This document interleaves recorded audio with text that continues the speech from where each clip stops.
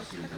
저는 21세기 소년을 지향하는 타이거 스튜디오라는 조그만 회사 대표고요. 최근에 단죄라는 8부작 드라마를 지금 제작을 마무리하고 웨이브하고 채널하고 나가려고 지금 준비를 하고 있습니다. 이제 아마 여기 모이신 분들 가장 큰 걱정이야. 그거예요. 앞으로 나는 뭐 먹고 살지? 뭐 해 먹고 살지? 나한테 무슨 기회가 주어질까? 도대체 세상이 변하고 있는데 난 어떻게 맞춰가야 될까? 방향을 어떻게 잡아가야 될까? 이런 것들에 대해 고민이 많으실 겁니다. 저만 해도 서울대 졸업할 때 다들 그냥 졸업만 하면 취직이 되던 때였는데 저는 안 그렇잖아요. 저는 안 그렇고 요즘 친구들 보면 제가 나이가 사실 62년생이니까 지금 64세인가요? 한국 나이로? 근데 이제 저는 젊은 열정을 갖고 살고 있습니다. 근데 어쨌든 요즘 우리 학생들 보면서 내가 많이 느끼는 게 여러 가지로 안타깝고 선배로서 좀 더 우리 후대들이 잘 살 수 있는 환경을 마련하지 못한 거에 대한 미안함을 갖고 있습니다. 사실은 이제 제가 대단한 저건 아니고요. 제가 가진 것도 없고 능력도 없어서 그냥 한 길을 오랫동안 버티다 보니까 이렇게 왔습니다. 저는 시골에서 학교 다녔고 고등학교 때 재수를 했고 대학교 때는 또 약간의 운동권 생활하면서 정학도 먹고 경찰 수준법관 끌려가고 그러다 공부를 안 해서 인류학의 인자도 잘 모릅니다. 학교는 그냥 졸업했습니다. 그러다가 우연히 이제 저희 선생님이 영상 인류학이라고 민족지 영화 이쪽 다큐멘터리 쪽 하는 거 어떠냐. 그래서 영화 아카데미를 갔어요. 그래서 영화 아카데미 가서 거기서 연출 전공 1년 했고요. 그리고 예전에 3030 했던 박철수 감독님 밑에 스크립트부터 시작했습니다. 연출부 제일 막내거든요. 1년 연봉 80만원 87년도에 1년 연봉 80만원이었어요. 그것부터 시작해서 한 4년 하다가 못 버티고 방송 쪽에 이제 프로덕션, MBC 프로덕션 가서 한 4년 하다가 각색 작가 생활도 하고 실업자 생활도 하다가 SBS 교양 경력 PD 공채 가서 그것이 알고 싶다도 연출했고요. 그러다가 이제 드라마를 옮겨서 수호천사랑 아침 드라마 몇 개 하고 2003년부터 데스크 기획만 하다가 SBS 드라마 본부장하고 SBS 컨텐츠부라는 회사는 콘텐츠를 국내에 유통 사업하는 회사입니다. 거기 대표까지 하고 그리고 먹고 살려고 조그만 회사를 차려가지고 넷플릭스 오리지널 8부작 블랙의 신부라고 김희선 나온 드라마입니다. 지금까지 본 게 최근에 보니까 한국 넷플릭스에서 나온 드라마 중에서 한국 드라마 중에 아직 24위더라고요. 우리 때. 꽤 나쁘지 않은 상태입니다. 그리고 MBC의 넘버스라고 회계사 드라마 했고요. 저의 산 영화 2억 5천 주고 차박이라는 영화도 했습니다. 근데 그것도 넷플릭스 국내 톱10 영화 11일간 1등 했습니다. 2억 5천짜리입니다. 그래서 미국 회사가 배급했고요. 지금은 또 8부작짜리를 아주 중저 예산으로 해서 방송사 같은 깜짝 놀랄 만한 예산도 제작을 하고 있는 상태입니다. 네, 제가 여러분들한테 이제 사실은 일단 이런저런 PT는 어찌됐든 이런 저런 한국의 어떤 산업 환경에 대한 얘기고 앞으로 어떻게 될지는 저도 잘 모르지만 그래도 뭔가 보이는 게 있을 거라고 생각해요. 한국 국내에 이제 사실 한류 콘텐츠가 엄청나게 전 세계적으로 사람들한테 호응을 받고 한다고 하지만 지금 지금 한국 콘텐츠사는 굉장한 위기입니다. 여기에서 영화 전공하는 분도 계시겠지만 예전에 보통 1년에 영화 한 120, 30편 하던 게 요새는 10대 편 제작합니다. 그러면 그 많은 거기에 종사하던 사람들은 다 뭐 할까요? 우스갯소리로 자조적으로 얘기합니다. 쿠팡 물류센터 가면 다 만난다. 참 서글픈 현실이죠. 그리고 드라마가 제가 SBS 드라마 본부장일 때 일주일에 드라마를 6개 했어요. 아침 드라마, 저녁 드라마, 오라 드라마, 수목 드라마, 주말 특별기획 또 뭐 해서 요즘 한 개나 하잖아요. 그 많은 종사자들. 그리고 2023년만 해도 1년에 미니 시리즈가 한 180편 했습니다. 지금 한 70편 합니다. 아니 한국 콘텐츠가 전 세계적으로 다 먹히고 오징어 게임도 먹히고 그런데 왜 위기예요? 라는 거. 우리가 사실은 넷플릭스 굉장히 좋은 일 많이 해주고 있다는 거죠. 넷플릭스가 한국 콘텐츠를 위해서 전 세계에 알린 공은 있지만 넷플릭스가 거꾸로 우리의 IP를 다 가져가서 우리가 추가로 얻을 수 있는 소득을 하나도 못 얻게 한다는 거죠. 제작비만 높여놓고.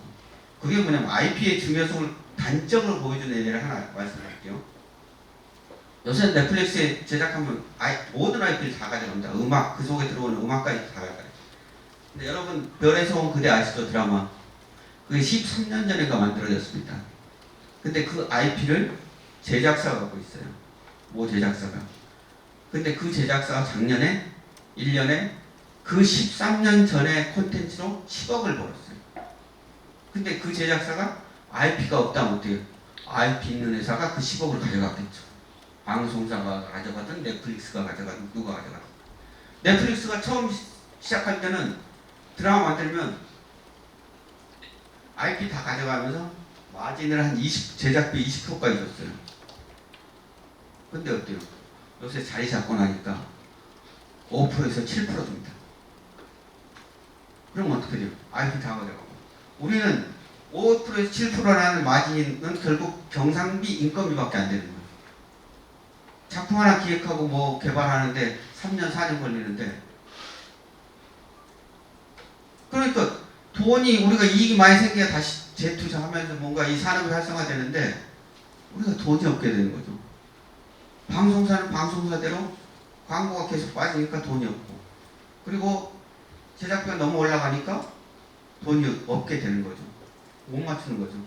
그러니까 방송사는 드라마 띠를 다 없애는 거죠. 그러면서 맨날 넷플릭스 욕하고 있죠. 근데 이제 방송사의 책임도 있지만 어찌됐든 지금 한국의 그 산업이 굉장히 위기 상황에 빠져 있습니다. 그럼 위기면 우리는 어떻게 해야 될 건가? 사실은 손 놓고 있을 수 없잖아요. 일단은 약간의 실패 같은 걸 좀 보겠고 앞으로 이제 제가 지금 얘기하는 거는 레가시 미디어 옛날 그 텔레비전 채널에서 지금 OTT 스트리밍으로 바뀌고 있잖아요. 그리고 패스트 TV로 다 바뀌고 있어요. 모든 게 이제 옛날 전파를 이용해서 하던 거에서 이제 스트리밍 서비스 다 바뀌고 있잖아요. 그건 뭐야? 저 영화 아카데미 다닐 때만 해도 35mm 필름으로 했어요. 메가 필름. 그래가지고 그 필름에 보면 여러분들 왜 사운드 트랙이라는 거 알죠? 필름에 보면 프린트물 그 포지티브 필름이 프린트로 극장에서 영상기를 돌리는데 이쪽에 그림이 있고 이쪽에 사운드 광학으로 이제 소리를 내게 하는 이 검정점 같은 게 있어요. 그게 사운드 트랙인 거예요. 그걸 영상으로 때리면 거기에 따라서 소리가 나오는 거죠. 근데 그때는 필름이었는데 요즘 누가 필름 쓰나요? 다 안 쓰잖아요. 이런 식으로 기술이 바뀌면서 이제 방송도 전파해서 이제 극장도 다 저기로 하잖아요. 스트리밍 서비스처럼 하잖아요. 이렇게 기술이 바뀌었고 근데 이제 최근에 들어서 더 중요한 건 AI가 등장했다는 거죠. 요즘 보면 그 예고편이나 이런 것들은 AI가 다 만든 거죠. 영상으로도 다 만들어요. 30초 몇 분짜리 같은 거 너무 다 만들어요. 근데 사실 무서운 게 뭐냐면 저도 요즘 드라마 기획안을 쓰잖아요. 작가랑 얘기 쓰고 나면 예전에는 야 기획관 다 모여, 기획 PD들 다 모여, 너네 이거 어떻게 생각해? 이거 어떻게 생각해? 의견들 얘기해봐. 그 사람들 다 읽고 와서 회의를 해요. 자기 생각을 해요. 아 여기 주인공이 사실 이랬으면 좋겠고요. 이거는 채널을 어디로 갔으면 좋겠고요. 이건 제작비 어느 정도 했으면 좋겠고요. 다 얘기를 해요. 근데 요새는 AI 딱 야 이거 어떻게 생각해? 다 나와요. 이건 채널 특성상 KBS에 가는 게 더 맞을 것 같고요. 이 얘기까지 합니다. AI가 기획 판단을 그 정도 해줘요. 그리고 예를 들어서 전체 톤앤매너는 어떻게 가는 게 좋을 것 같고 이 정도까지 해요. 그런 식으로 기획에 대해서 AI가 웬만한 기획 CP나 PD들 이제 가르치는데 10년, 15년 걸리는데 안 가르쳐도 돼요. 걔 없어도 돼요. 저도 직원 한 명 데리고 해요. 이래요. 아니 기획 PD가 필요 없어. 작가랑 둘이 한참 얘기해갖고 야 챗GPT를 한번 돌려봐 뭐라 그러는지. 우리가 놓쳤던 것들 다른 PD들이 얘기할 만한 거 다 얘기해줘요. 아 무서워. 근데 영상까지 그렇게 된다는 거죠. 그래서 이제 뭐 여기 있잖아요. AI가 등장하면서 소비 측면에서는 이제 다 추천해주고 다 하잖아요. 알고리즘 저거에 의해서. 그리고 뭐 광고도 마찬가지고 다 음성 이미지 인식, 시청 경험도 향상시키고 뭐 수익화 전략, 라이센싱 이런 것도 다 알려줘요. 그래서 이게 사실 AI라는 게 와, 정말 무섭다 생각이 들 정도입니다. 지금 여러분들 그냥 제가 지금 얘기했지만 저 걱정스러워요. 저도 걱정스럽지만 여러분들도 걱정스러워요. 왜? 나야 이제 뭐 지는 애니까 여러분들 뜨는 애인데 뜨는 애들이 좀 빚을 내고 살아봐야 되는데 앞으로 AI가 본격적으로 발전하면 이 세상 직업의 95%가 날아간다는데 뭘 해야 될까? 그래서 제가 처음에 얘기했죠. 여러 가지 레저 산업이나 여가 산업이나 뭐 이런 것들에 대한 사람들이 시간을 효율적으로 재미나게 보낼 수 있는 그쪽 산업에 대해서 공부를 하는 게 새로운 길이 되지 않을까라는 거 얘기했잖아요. 단순 작업? 뭐 PPT 자료 같은 거 넣으면 다 나오잖아요. 여기 있잖아요. AI 활용한 창의적인 스토리텔링. 아니 작가하고 기획자고 기획 PD 한 서너 명이 앉아서 머리 조금 싸매갖고 한 달 동안 했는데 AI가 재미없네요. 좌절하게 돼요. 우리는 한 달 동안 죽어라 머리 굴렸는데 이건 뭐야. 이미 그런 시대가 도래하고 있습니다. 미쳐버리죠. 그래서 아까도 했지만 뭐 진짜로 이번에 배우가 연극 때문에 도저히 스케줄 안 된다니까 방법 없잖아요. 심지어는 어떤 한 씬은 어떻게 했냐면 여주인공이 그 아버지 유골을 강에 뿌리는 게 있었어요. 강 인서트 하나를 구했어요. 유골 뿌리는 거 AR로 만들었어요. 얼굴은 다른 씬 찍어놨던 얼굴을 갖다가 AI로 여기에 맞췄어요. 그래서 한 씬이 만들어졌어요. 옛날에는 그 씬 어떡하지? 찍지도 못하고 큰일 났네 이거 어떻게 이게 뭐 아니라는 거예요. 제작 프로세스가 그냥 효율화되는 거예요. 돈도 안 들고. 지금 뭐 하루 이 제작 스텝이 움직이면 하루에 3천만 원 이상 듭니다. 조금 많이 움직이면 5천만 원 들어요. 아니 그 한 씬찍으로 5천만 원 쓸 수도 있는데 안 가도 되는 거죠. AI 그 66불짜리 구독료 몇십 불짜리 구독료 하고 원 자료만 좀 있으면 되는 거죠. 그렇게 바뀌고 있어요. 그 얘기를 하는 거예요. 아까 계속 얘기했던 창의성 있잖아요. 그 창의성에다 AI라는 기술을 습득하지 않으면 그 기술 창의성을 만들어내지 못하면 앞으로 별로 미래가 없어진다. 그래서 옛날에는 그냥 단순 창의적 사고만 해도 먹고 살고 영화 감독도 잘했는데 요새 영화 감독은 AI도 알아야 되고 예를 들어서 CG를 할래도 예전에는 그렇잖아요. 호랑이하고 인간하고 싸운다. 옛날에 그 돌아가신 김종학 감독이 그 장르 있는데 그걸 어떻게 찍지? 어떻게 하지? 그런 고민을 했잖아요. 야 그거 찍을 수 없어. 안 돼. 그거 못해. 근데 어떻게 해요? 요새는 다 CG로 구현하잖아요. 근데 CG로 어떻게 구현할지를 그 기술을 모르면 감독이 바보 되는 거죠. 아 그건 뭐 안 되는 거 아니야? 뭐 이러고 있는 거죠. 그래서 제가 얘기하는 게 이제 제가 무식하지만 기술 창의성이라는 이런 개념에 대해서 여러분들이 좀 앞으로 더 공부를 해야 되지 않을까 라는 생각이 들고요. 여기 보면 알겠죠? 제가 수호천사 했는데 회당 제작비가 4,500만 원이었어요. 지금은 어때요? 방송력이 13억, 넷플릭스 건 20억에서 30억입니다. 회당. 돈이 없어요. 근데 미국의 자본은 있잖아요. 그러니까 어떻게 해요? 미국은 넷플릭스는 왜 그 자본을 다 저갈 수 있냐? 글로벌 마켓을 지고 가능한 거죠. 지금 우리는 안 그렇잖아요. 그래서 제가 이제 나중에 할 얘기 중에 하나가 여러분 제가 요새 많이 얘기하는 게 옛날 대우의 김우중 회장이 한 얘기가 있어요. 세계는 넓고 할 일은 많다. 한국에 머물러 있으면 아무것도 안 돼요. 대학 때 공부도 안 해갖고 영어를 졸라 못해요. 미안합니다. 못해요. 영어를 잘 못해요. 네. 제가 거기 한이 맺혀갖고 우리 아들은 뉴욕대 우리 딸은 홍콩대를 보냈는데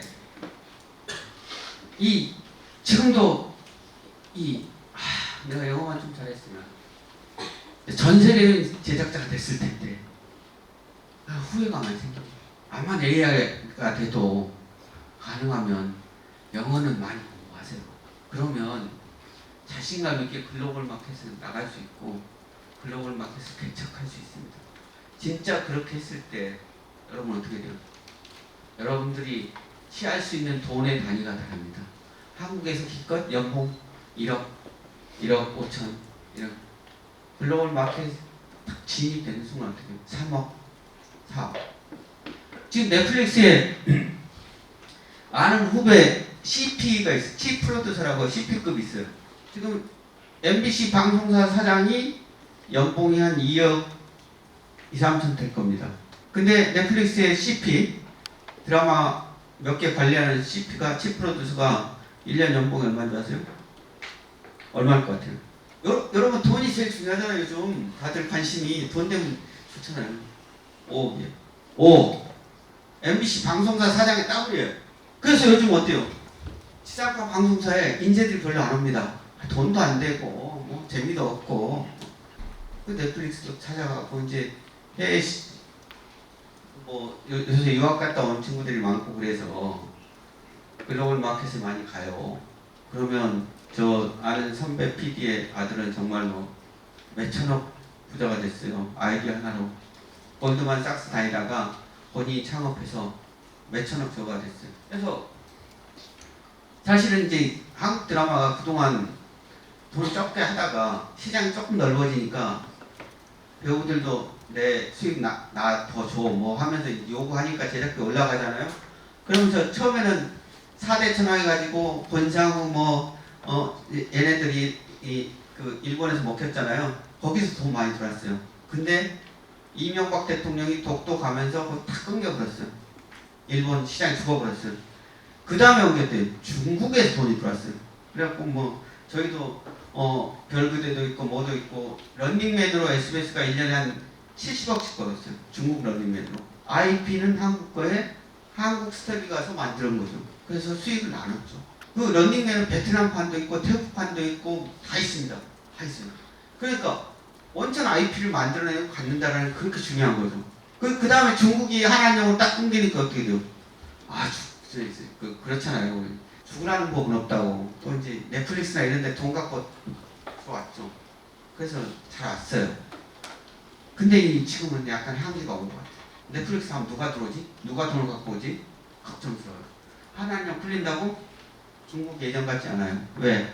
동남아 시장 가면 예전에는 한국 드라마 1등이었어요.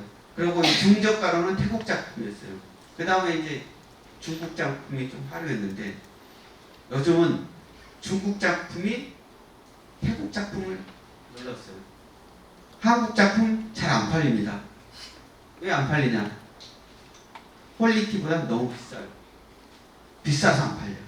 아니 그 사람들도 이거 갖다가 만불에 사다가 쓰는데 그게 만불이 안 나온다 그러면 안 사가는 거잖아요.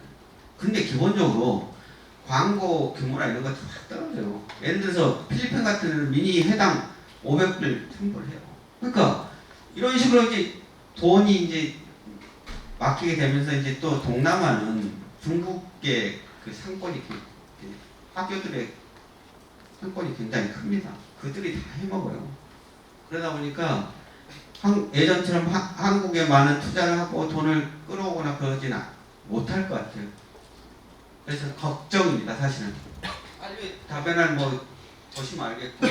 근데 중요한 게 뭐냐면 제가 여러분한테 이제 저 글로벌 마켓 돈을 벌어야 되는데 돈 어디서 벌 거예요? 저 몽고 가서 벌 거예요? 필리핀 가서 벌 거예요? 벌 수 있죠. 벌 수 있는데 많이 못 법니다. 최근에 뷰라는 그 스트리밍 서비스, 동남아 스트리밍 서비스 1등하는 회사가 SBS 드라마 모범택시 3에 회당 100만 불을 투자했어요. 그 대신에 돈이 없어서 다른 건 아무것도 못 산답니다. 제가 지금 얘기하는 건 뭐냐면 여러분들한테 돈을 벌려면 돈 많은 데 가서 놀아야 건물이 떨어져도 돈이 된다는 얘기죠. 필리핀 가서 죽어라 해봤자 몇천 불 벌어요. 미국이나 유럽 이쪽 시장을 개척해야 돼요. 우리가 넷플릭스 보면 비영어권 맨날 1등하니 2등하니 해봤자 별로 안 중요해요. 넷플릭스 좋은 일만 하는 거죠. 중요한 건 영어권이나 이런 쪽에 북중미, 유럽 이쪽 선진국에서 뭔가 우리의 영향력을 키워야 우리 한국의 콘텐츠 가치가 올라가고 그걸로 벌 수 있는 돈이 많아진다는 거죠. 뭐 글로벌 OTT도 자본시장의 논리로 미래가 예측된다. 결국 돈이에요. 이들도 돈이 안 되면 처음에는 야 마진 20%씩 줄게. 막 지금은 어때요? 자리를 잡고 나니까 SBS와 계약하면서 야 이제 회당 20억 넘지 마. 너네 주인공 회당 3억 이상 쓰지 마. 이렇게 관리 모드로 가게 되는 거죠. 그들도 돈. 그래서 오리지널 제작을 축소하고 또 광고 요금제를 도입하잖아요. 그럼 어떻게 타격을 받는다 그래. 방송사나 이런 데 타격을 받아. 그럼 방송사는 또 제작 자본이 없어지는 거야. 그러니까 또 드라마를 줄이는 거지. 이 악순환이 되는 거죠. 드라마에, 영화에, 예능, 교양, 스포츠 콘텐츠. 근데 예능도 마찬가지예요. 예능 회당 뭐 3천만 원, 5천만 원 제작하는데 얘는 회당 막 5억, 10억짜리 만들어버려요. 싸우면 안 되는 거죠. 그야말로 쩐의 전쟁이 돼버린 거죠. 그러면서 지들은 또 저비용으로 할 수 있는 거를 생각하고 예능, 교양, 스포츠 이쪽을 다 더 늘리고 있어요. 중계권도 하고. 요즘은 그래서 어떻게 해요? OTT가 방송국화되고 있어요. 뉴스도 해요. 뉴스까지 연결해서. 참 그 걱정이죠. 그리고 지들끼리 또 파트너십도 하고 그래서 어찌됐든 이들은 또 뭐냐 한국 콘텐츠 제작하는데 너무 비싸. 야, 콘텐츠 조달 비용이 너무 비싸니까 어떻게 해요? 조달 비용을 낮춰야 돼. 그래서 어떡하냐 애니메이션은 일본에 맡겨 싸게 해. 그리고 태국 드라마가 좀 괜찮아 만들어 한국 거 갖다 줘 가니까 태국에 좀 투자해. 베트남 투자해. 이런 걸 하거든요. 근데 태국이나 이런 데 투자하면 넷플릭스는 일석삼조예요. 첫 번째 태국의 시장을 개척하면 태국 사람들한테 야 우리가 너네 드라마 만들잖아 하면서 태국의 구독자를 늘릴 수 있어요. 그리고 전 세계 구독자들한테 야 우리 신선한 태국 콘텐츠 한번 봐. 새로운 콘텐츠를 제공해요. 그렇잖아요. 우리 입장에서는 태국 콘텐츠 볼 일이 여기 있었어요. 그렇죠. 요즘 태국 콘텐츠 보는 사람도 많잖아요. 재밌다고. 그러니까 넷플릭스 입장에 돈도 제작비도 낮추고 그것도 그 태국 구독자도 늘리고 전 세계 구독자들한테 태국 콘텐츠랑 신선한 콘텐츠도 제공하고 일석삼조가 되거든요. 그 대신에 어떻게 우리나라 투자하는 걸 빼다가 좀 늘리는 거죠. 우리 산업이 위기가 될 수밖에 없다. 근데 여기 대충 저겁니다. 넷플릭스도 이제 돈 아끼려고 저예산 로맨틱 코미디를 한 15억짜리, 회당 15억짜리 만들려고 하고요. 아까 얘기했듯이 제작 통제도 강화하고 뭐 드라마에는 다큐까지 다 가져가고 디즈니는 정년이에 좀 투자했다가 좀 재미 못 봐가지고 재작년에 비해서 좀 죽었습니다. 아마존 프라임이 내남결이 잘 돼가지고 어쨌든 한국에 사무소 차려서 뭐 하겠다 이렇게 하고 있고 아까 얘기한 뷰라는 데가 사실 동남아에 홍콩에서 처음 만든 그 스트리밍 서비스 회사예요. 조그만 회사였어요. 제가 컨텐츠 사장한테 대표도 만나고 있었는데 근데 한국에서 그때 웨이브를 만들었어요. 그때 얘기한 게 뭐냐면 야 웨이브를 최소한 아시아 시장까지 커버해라 했거든요. 안 했어요. 지금 완전히 웨이브 구독자 270만인가 밖에 안 되잖아요. 그리고 이 뷰라는 데는 동남아 이쪽으로 확 휘어잡아버렸어요. 그러니까 정책 결정자들이 한 번 잘못하면 그 엄청난 악영향이 수십 년 갈 수 있다는 거죠. 어? 그때 웨이브에다가 최소한 아시아라도 같이 가게 했어야 되는데 그냥 그런 미래를 보는 눈이 하나도 없던 거죠. 그래서 지금 뭐 동남아를 뷰가 다 잡고 있습니다. 빅키는 이쪽 저건데 중요한 게 뭐냐면 이들도 그래요. 결국 싸게 사서 고효율을 내는 방법들을 찾는 거죠. 국내는 뭐 웨이브는 TV가 갑자기 합병을 추진하는데 잘 안 되고 있습니다. KT가 반대해서. 그래서 뭐 올해 7, 8월에 된다는데 더 늘어질 것 같고요. TV는 어쨌든 되게 힘들다가 프로야구로 지금 대박이 났어요. 워낙 그 20대 여성들이 많이 프로야구를 좋아해가지고 TV는 딴 거보다 프로야구 때문에 좀 살아났습니다. 쿠팡이 의외로 지금 웨이브를 꺾었잖아요. 그래서 쿠팡이 힐러 2주도 하고 거기다 무료잖아요. 쿠팡 회원들. 그리고 왓챠는 원래는 기술력이 꽤 있던 회사인데 콘텐츠가 갖추지 못하니까 LG U+, 지니 TV도 있는데 여기도 기본적으로 투자가 안 일어나니까 뭐가 안 돼요. 그냥 그룹 KT 그룹이 구색 맞추기 하는 듯한 느낌. 그래서 다들 굉장히 힘듭니다. 대한민국 OTT들이. 그래서 이제 제가 생각하는 게 이제 물론 해당 20억짜리 돼야 되지만 14억짜리도 하고 5, 6억짜리도 만들어야 돼요. 다 변화시켜서 만들어야 되고 그래서 여러분들 요즘 그렇죠. 특히나 요즘 MZ분들은 그렇잖아요. 신인 연기대에 더 열광하잖아요. 신인들 개발해야 되는데 방송사에서 톱스타만 찾는 이런 구조가 되다 보니까 해외 팔려면 톱스타가 있어야 된다. 그럼 톱스타만 찾는 거예요. 그러니까 어떻게 중요한 게 이제 본질을 벗어난 드라마 기획이 되는 거예요. 드라마 자체 드라마 본질적으로 재미있고 뭐한 작품이 돼야 되는데 잘 팔기 위한 작품만 만들다 보니까 드라마 요즘 그렇잖아요. 사계보험 0.7%, 이혼보험 1.몇%. 물론 젊은이들이 다들 뭐 스트리밍 서비스를 하긴 하지만 시청률 그렇게 나오는 건 애국가 시청률도 안 나온다고 그랬어요. 그게 뭐예요? 사계보험 뭐 SBS에서 미나미 시네로 엄청 떼돈을 벌었거든요. 일본에서 미나미 시네로 리메이크까지 했습니다. 그 음악으로도 돈을 많이 벌었어요. 그래서 속평 비슷하게 만들었어요. 근데 옛날 그대로 하면 뭔가 여러분들 드라마 보면 그렇잖아요. 올드. 뭐 새로운 게 없어. 그럼 안 보잖아요. 사계보험 같은 거 제작하는 사람들은 크게 손에 안 났으니까 괜찮다. 이렇게 생각하는데 그런 것들이 쌓이면 어떻게 돼요? 한국 드라마의 질이 떨어져요. 한국 드라마에 투자가 안 돼요. 망하는 길이 찾아가고 있는 거죠. 나름 중소 제작사나 새로운 저예산 드라마나 이런 것들 할 수 있는 플랫폼이나 이런 것 좀 마련해 달라라고 얘기를 하고 있습니다. 콘텐츠 수익 증대. 아까 재개봉 리메이크 하려. 근데 중요한 게 뭐예요? 재개봉 하려도 제가 IP를 갖고 있어요. 재개봉. IP를 갖고 있으면 콘텐츠의 생명력을 늘려서 그걸 통해서 수익을 낼 수 있다고. 한번 재방 보고 나면 끝이다. 수익 없다라고 생각하시면 이건 계속 생명력을 키우면서 저거 하잖아요. 죄송합니다. 그리고 음악 쪽은 팬덤 중심, 트로트, 우습게 생각 좀 하세요. 남자 트로트 가수 별로 유명하지 않은 친구를 봤어요. 주말에 그 상암동 어느 광장에 팬들이 모였어요. 40, 50대, 60대 여성 팬들이 다 모여요. 지금 임영웅이가 1년에 매출 얼마인 줄 아시죠? 혼자서 거의 1,000억 가까이 돼요. 여러분 세븐틴 좋아하죠? 다들 세븐틴 좋아 안 하세요? 안 좋아하는구나. 세븐틴이 1년에 공연으로 벌어들이는 매출 얼마인 줄 아세요? 얼마일 것 같아요? 에? 60억? 아이, 100억 없네.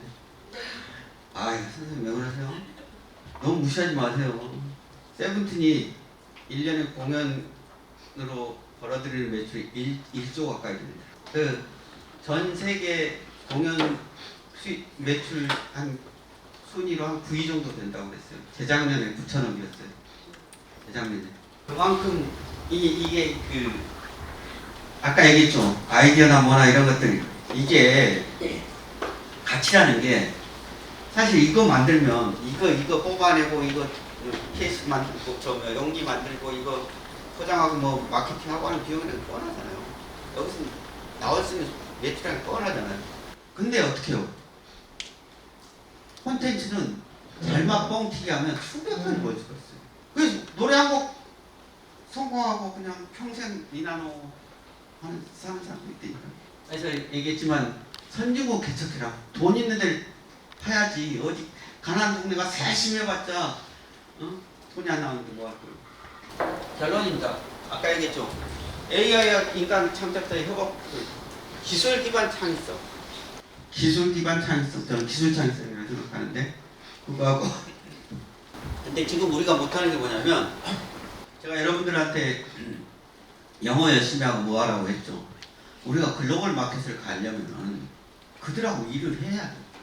그들하고 공동으로 뭔가 제작하고 기획하고 마케팅하고 해야 그들을 이해하고 시장을 넓게 만들 수 있는 거예요. 근데 그런 거 거의 안 했어요. 이제 시작이에요. 그래서 스튜디오에 들어오니 일본 가서 한일 합작 드라마를 만들어요.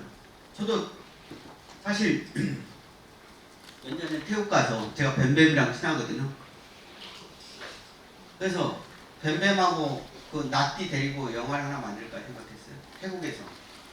태국에서 영화 한 편 만드는데 8억에서 12억이면 만듭니다. 근데 이제 그쪽은 공포 영화가 유행이에요. 동남아 이쪽 공포 영화가 잘 먹고. 그때 만난 태국 제작자 한 명이 대표님 돈 좀 투자해 주십시오. 돈이 없어서 투자를 못했어요. 그 친구가 8억 들여서 공포 영화를 하나 만들었어요. 그때 매출이 200억이 넘었습니다. 그러면서 사실 지금 태국 드라마에 가보면 한국 스태프들 많이 끼어 있어요. 그리고 중요한 게 뭐냐면 태국 애들이 한국 드라마, 주말 드라마 같은 거 갖다가 리메이크하고 합니다. 근데 어찌됐든 우리가 갖고 있는 IP를 갖고 공동 제작하고 수익을 쉐어할 수 있는 이런 구도들을 만들면서 공동 제작, 기획 이런 것에 대한 경험들 쌓아나가야 되고 거기에 우리 젊은이들이 참여하면서 어떻게 해요? 글로벌 마인드를 가져야 된다는 거예요. 그렇게 해야 앞으로 이제 여기 또 기술, 자본, 창의성의 균형 동안 글로벌한 콘텐츠를 제작해야 먹고 살 수 있다. 감사합니다. 안녕하세요. 저는 중대방송국에서 TV로 일하고 있는 이수연이라고 합니다. 이번 특강에서 실제 미디어 산업에 종사하고 계시는 대표님의 경험과 분석을 들을 수 있어서 너무 의미 있는 시간이었는데요. 저는 두 가지 질문이 있습니다. 일단 하나의 프로그램을 제작할 때 초기 기획 단계에서의 연출 방향성과 포스트 프로덕션에서의 연출 방향성이 많이 달라지는 것을 느끼게 되었어요. 처음에 강하게 잡고 간 연출 방향이 있더라도 실제 촬영문의 뉘앙스나 분위기를 더 살리려고 하다 보니 초기 연출 방향에서 좀 멀어지는 것을 느끼게 되었습니다. 이때 PD로서 촬영분과 조금 이질적이더라도 제가 생각하는 기존의 연출 시도에 맞을지 기존의 좀 신박한 연출을 조금 타협하더라도 촬영분의 현장성을 살리는 것이 좋을지 고민이 되어 한 가지 질문을 여쭙고요. 또 대표님이 생각하시기에 경쟁력 있고 좋은 연출이란 어떤 것인지 궁금합니다. 저는 기획이 반이다라는 생각을 하는데 이게 그렇다고 가만히 있다고 되는 거 아니에요. 프리 단계, 프리 프로덕션, 포스트 프로덕션 있잖아요. 근데 저는 제일 중요한 건 프리 단계 기획 방향 잡는 거. 기획 방향이라는 건 결국 나 혼자 보려고 만드는 거 아니잖아요. 타겟층하고 어떻게 소통할 수 있고 타겟층이 좋아할 만한 거 하느냐. 예를 들어서 똑같은 얘기를 해도 어떤 얘기 심각하게 하면 사람들 안 볼 텐데 그걸 풍자하면 또 재밌게 볼 수도 있잖아요. 토렌맨에도 마찬가지. 이런 것들 초반에 잘 잡아야죠. 근데 만들다 보면 얘기랑 잘 안 붙는 경우가 있으면 이제 이걸 현장에 맞춰서 가는 거지만 저는 가장 중요한 데가 중에 하나가 제가 가장 일하면서 좋아하는 것은 편집을 가장 중요시합니다. 편집을 해갖고 예를 들어서 스토리텔링이랑 대부분 기승전결인데 거기 뭔가 구멍이 빠져있고 이가 빠져있고 있는 것들 보이잖아요. 아니면 이 부분에 좀 힘을 줘야 되는데 힘을 안 줬다라든지 그때는 나는 무조건 제가 차장 배우 CP일 때 부국장이 찍은 드라마에도 아 형 그거 다시 찍어 와요. 내가 그랬어요. 속으로 그랬으면 저 영화치에서 저 새끼 뭐 새끼야 이랬지만 저는 CP로서 내 책임지고 해야 될 게 있으니까 그걸 했다고. 근데 보면 여러분들 아직 경험이 부족하잖아요. 그러니까 해보면 가장 중요한 게 뭔가 구멍들이 들어있고 구멍들을 채워야 돼. 근데 제가 가장 중요한 게 생각한 요새도 시인작가 많이 제가 가르치고 뭐 제가 그 한국 작가교육원 전문반 강사 시키는데 근데 가장 중요한 게 뭔지 아세요? 편집이든 뭐든 스토리텔링이든 뭐든 가장 기본이 되는 이야기 흐름은 잡아야 된다. 너무 뭔가 색다른 거 보여주려고 중구난방 하다 보면 아, 무슨 얘기 하자는 거지? 뭐야? 얘기하자는 게 뭐지? 그럼 아무것도 안 돼요. 차라리 그냥 뭐 대사로 그냥 쭉쭉 할 얘기 해도 이야기가 잡히면 어때요? 된다고요. 일본 영화 중에는 2시간 내내 앉아서 얘기만 하는 영화도 있어요. 대사만 하는. 그래도 되잖아요. 그럼 자기가 하고자 하는 얘기는 하는 거예요. 근데 중요한 게 폼 잡는다고 막 그림 막 하면서 정작 할 얘기도 치는 거예요. 그래서 제가 가장 중요한 스토리의 흐름, 기본이 되는 흐름은 잡아라. 거기서 빠진 거 꼭 채워 넣어라. 그리고 편집은 중요한 게 뭐냐면 내가 생각한 건 사실 이런 방향이었는데 편집으로 조금 구성을 바꾸고 조금 해보니까 내가 상상 못했던 이야기들이 나오는 거야. 그게 좋은 그 방향을 찾아가야 돼. 처음에 기획방이 저거 했다 저걸 가지 웃기는 소리 재밌으면 된다. 더 좋아지면 그냥 편집해서 바꿔라. 부족하면 채워라. 이겁니다. 그리고 또 뭐였지? 두 번째 질문이? 대표님이 생각하시는 경쟁력 있고 좋은 연출이라는 거 경쟁력 있고 좋은 연출이요? 돈 많이 안 쓰고 재밌게 만드는 사람. 여보세요. 우리 같은 제작자는 드라마 한 편 하는데 감독 잘못 만나잖아요? MBC 이토록 친밀한 배신자. 또 그 전에 뭐가 있었죠? MBC 드라마? 아예 안 보시는구나.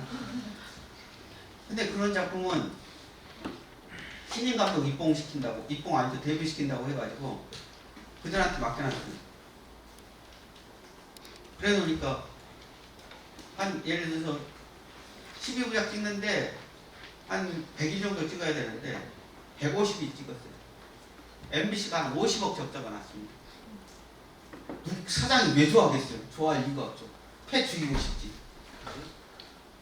드라마는 그렇게 무서운 거예요. 잘못하면. 저는 8부작 찍는데 40회 끝냈어요. 감독 막 휘어잡아가지고 다들 놀래 자빠지죠. 근데 그것도 능력이에요. 근데 어찌됐든 잘하는 연출이라는 건 여러분 중요한 게 뭐냐면 연출자가 됐든 연기자가 됐든 작가가 됐든 자기가 관객이나 시청자한테 하고 싶은 얘기가 있을 거 아니에요. 연출이라는 게 뭐예요? 그걸 잘 전달하는 거예요. 작가의 생각을 연기자의 연기를 통해서 잘 전달되게 하는 거죠. 잘 전달하는 거예요. 근데 전달하는데 한 3가지 중요한 게 있어요. 첫 번째, 할 얘기를 정확하게 전달해야 돼요. 근데 한참 이거 몽고에서 물이 어쩌고저쩌고 하는데 갑자기 주스 얘기 떠들고 있으면 되겠어요? 우리가 늘 얘기죠. 어부제가 뭔지 정확하게 잡아줘야지. 사진을 찍었는데 이렇게 찍었는데 이거 뭘 보라는 거지? 무슨 얘기 들으라는 거지? 이걸 정확하게 해줘야 돼요. 전달을 해줘야 돼요. 그 다음에 2번째, 빨리 전달해줘야 돼요. 빠르게. 여러분 그 정말 드라마 보고 있으면 1부 끝날 때까지 하고자 하는 얘기가 뭔지, 배우들 관계가 뭔지, 어떤 드라마 보면 도대체 주인공 누구야? 뭐야 도대체 무슨 얘기 하자는 거야? 그럼 어떻게 해요? 열받잖아요. 확 열받아요. 빨리 하고자 하는 얘기가 뭐고 누가 주인공인지 이거 빨리 잡아줘야죠. 안 잡아주면 어떻게 해요? 에이 뭐야 주인공이 무슨 얘기 하자는 거야. 돌아가죠 채널. 그 다음 뭐 있어요? 3번째, 내가 전달하는 강하게 전달해요. 머릿속 팍 박히게. 분노한다. 결국 연기 이러면 재밌나요? 재미없죠? 어때요? 거기는 이 영상의 효과까지 다 가야죠. 에이씨 하면서 탁 깨지고 소리 탁 터지고 그러면서 그러면 어떻게 해요? 강하게 머릿속 예를 들어서 살인자가 그냥 칼을 콕 쏘셨어. 근데 그 살인자가 예를 들어서 쏘셨어. 얼굴 커트 가. 근데 이 살인자가 칼을 찌른 상태에 돌려. 그걸 보여줘봐. 그 보는 시청자 어떻게 생각할까?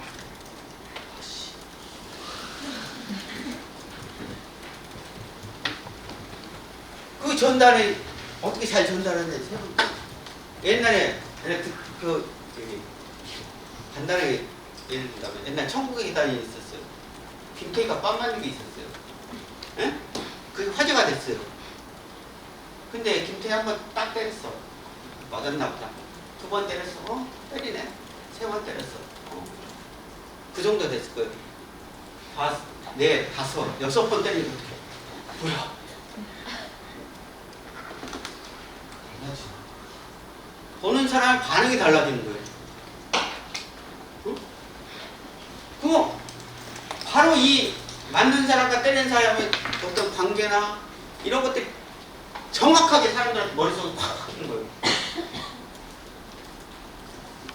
근데 어떻게 해요? 이렇게 지나가면 사람들 기억하나요? 못하다니. 최대 때려. 때리나 보다 그냥 가죠. 다 때렸나 보다 하는데 또 때리면 뭐야? 미친 거 아니야? 왜 저래? 왜 웃어요? 저 연기도 했어요. 영화도 몇 편 찍었어요. 그런 겁니다. 그래서 여러분들은 이제 여기서 뭐 아까 얘기했지만 연출이라는 것도 있고 뭐도 있고 창의적인 사고, 기술에 기반한 창의적 사고를 하고 그 다음에 사고한 거는 어떻게 소비자한테, 콘텐츠 소비자한테 잘 전달되게 할 건가? 작가가 상사고 해놓은 걸 그냥 연출 잘못 만나면 말아먹잖아요. 거기에 연기자 잘못 만나면 말아먹잖아요. 연기자가 여러분 연기 못하면 바로 돌리잖아요. 그렇게 그럼 전달 제대로 못하는 거죠. 응? 그러니까 지금 얘기했던 이 전달이라는 거, 그게 바로 연출 잘하는 거죠. 보는 사람한테 무슨 얘기를 하는지 거기에 공감하게 하고 응원하게 하고 뭐하고 이렇게 잘 전달되게끔 하는 게 연출 잘하는 거. 대신에 돈도 조금만 써요. 또 질문. 네, 뒤에 분이 먼저 들은가요? 안녕하세요. 저는 이제 우연히 강의를 듣게 된 네. 익명의 대학생입니다. 이름 없어요? 수업 때문에 안 건데. 아니 본인 이름 없어요? 교수님의 수업 때문에 필연적으로 듣게 된 강의 제목입니다. 이름 다 얘기하네. 강의원 대학생. AI를 좋아하는 대학생인데 예. 그 AI를 활용해서 뭔가 콘텐츠를 기획한다든지 할 때 도움을 많이 받는데 예. 그런 걸 쓸 때 보면은 AI를 활용하면 확실히 뭔가 저점이 높아지겠구나라는 생각을 하는데 이거를 통해서 이제 고점까지 확실하게 높일 수 있을까라고 하면 제 주관적인 입장으로는 아직 잘 모르겠더라고요. 근데 이제 문제는 저만 AI를 쓰는 게 아니고 콘텐츠 기획을 하는 모든 사람들이 이제 이런 AI를 활용을 해서 저점이 높아진 상태로 콘텐츠 제작을 한다면 어떤 식으로 제가 AI를 활용하든 기술을 활용하든 해서 기획을 하고 제작을 해야 이제 그 대 AI 시대에서도 어떻게 제가 고점을 더 높이고 그 경쟁력을 높일 수 있는지 그런 어떤 핵심적인 역량이 있다면 그게 뭘지 여쭤보고 싶었습니다. 딴 거 없어요? AI 잘 활용하면 되는 거지. 중요한 게 뭐냐면 우리가 뭐예요? AI 활용하는데 가장 중요한 거예요. AI한테 일을 잘 시키는 거예요. 일을 잘 시키는 건데 뭔 질문을 시키든 뭔 일을 시키든 그 질문이 남들이 생각하는 질문을 뛰어넘는 질문을 던지면 더 고점이 뭔가 나올 수도 있죠. 안 그런가요? 어차피 여러 사람들의 지성을 모아놓은 집단 지성이라고 생각한다면 아니 AI한테 야 너 그 광복절을 소재로 뭐 드라마 하나 써봐라. 뭐 그 인물에 대해서 한번 해봐라. 그럼 뭐 그 인물에 대해서 이거 할 거예요. 근데 야 그 인물의 이 가정사를 통해서 본 한국 역사로 좀 치환해서 뭔가 써봐라. 그럼 뭐 다른 게 나올 거 아니에요? 아닌가요? 내가 잘못 얘기했나? 맞습니다. 그러니까 여러분 질문을 일을 잘 시켜야죠. 일을 잘 시키는 연습을 해야죠. 우리가 뭐 그런 얘기 하자면 AI에다가 뭔가 그 명령을 잘 내리게 그 명령 내리는 것조차도 창의적인 사고의 일환이라는 거예요. 창의적인 사고. 그러니까 어찌됐든 AI가 다 할 수 있다? 지금은 어쨌든 인간이 좀 개입하고 뭔가 일을 잘 시키면 되는 그럼 고점이 될 거라죠. 근데 남들처럼 야 누구누구에 대해서는 너무 써봐. 다 똑같은 쓸 거 아니에요. 응? 근데 누구누구의 예를 들어서 청년기 20세 30세에 대한 얘기 갖고 너무 써봐. 그럼 달라지는 거예요. 그 차이라고. 답이 좀 됐나요? 그러니까 어떤 걸 할 건지는 내가 얼마나 창의적인 생각을 질문으로 넣을지가 저 답이라고 생각합니다.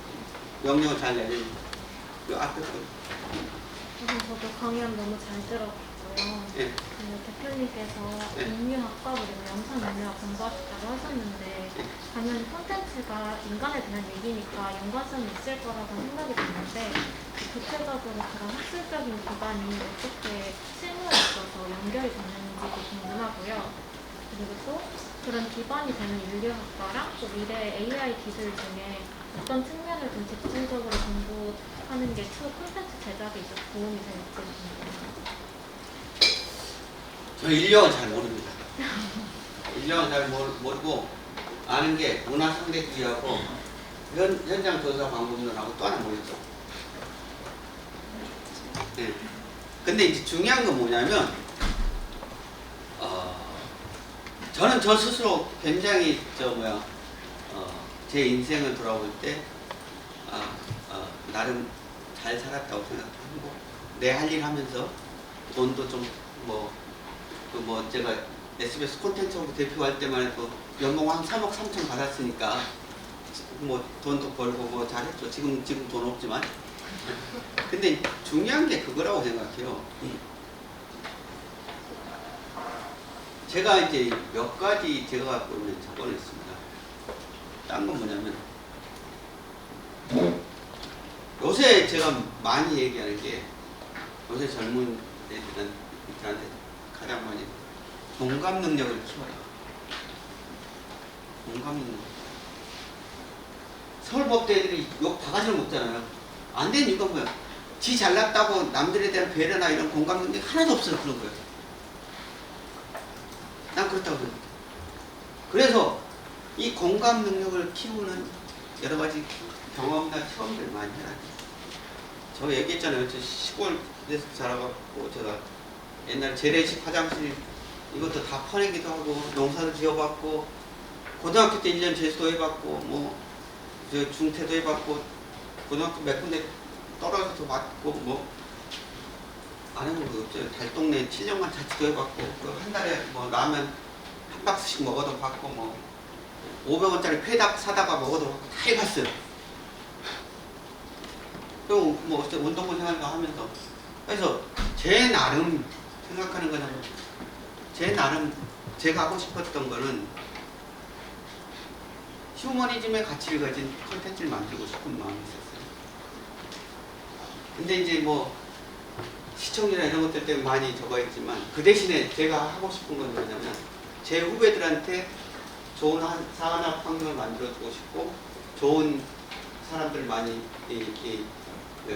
육성시켜주고 싶은 거예요. 그래서 제가 이번에 하는 8부작도 신인감독 신작가, 저예산영화도 신인작가 신인감독, 넘버스라는 작품도 신인작가, 다 신인작가 신인감독. 신작가 데려오고 일하는 게 너무 힘들어요. 그래서 또 해야 된다. SS 본부장 있을 때 신인감독 신작가 가장 많이 대입시켰어요. 제가 콘텐츠로는 휴머니즘을 실천 못하지만 그런 걸 통해서 또 실천하고 싶은 마음도 있고 내가 여기 와서 특강하는 이유가 뭐예요? 여러분들한테 좋은 길을 가르치고 여러분들을 애정하는 마음으로 하는 겁니다. 그런 마음으로 지금 얘기하고 있어요. 그래서 여러분들한테 좋은 여러분들의 미래 삶에 대한 어떤 인사이트나 방향이나 이런 것들에 대해서 뭔가 도움이 됐으면 좋겠다 라는 생각으로 얘기한 거예요.